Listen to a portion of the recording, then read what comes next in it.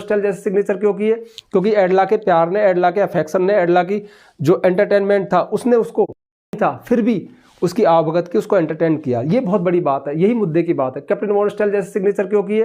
क्योंकि एडला के प्यार ने, एडला के अफेक्शन ने, एडला की जो एंटरटेनमेंट था उसने उसको एक अच्छे पर्सन के रूप में चेंज कर दिया, उसकी सोच बदल गई। ये सारी चीज़ें हैं, ठीक है। और वो जंगल में फंस गया तो क्या आइडिया आया कि ये संसार भी एक चूहेदानी है, मैं खुद भी फंस गया, मेरा ही आइडिया है, मैं ही फंस गया। इस तरह की बातें हैं। कुल मिलाकर बात है कि पढ़ना जरूरी है, ठीक है। और मेन बात है इंग्लिश को बनाने का कारीगर बनना जरूरी है। बस ये दो ही चीज़ काम की होती है, तीसरी कोई चीज़ काम की है ही नहीं।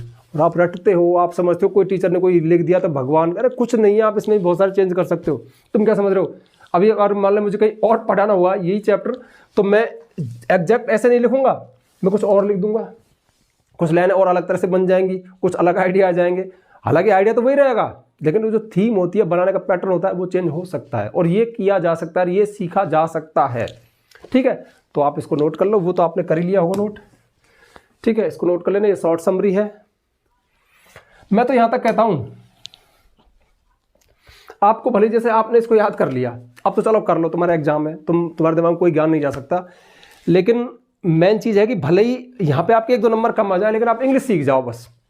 क्योंकि बोर्ड वालों का मकसद भी यही कि आप इंग्लिश सीख जाओ, और वो आप सीख गए, फिर भले ही आपके इधर नंबर कम आ जाए तो कोई फर्क नहीं पड़ता। मेरी तो सोच ऐसी है, ठीक है। तो आप इसको नोट कर लेना। Okay, bye.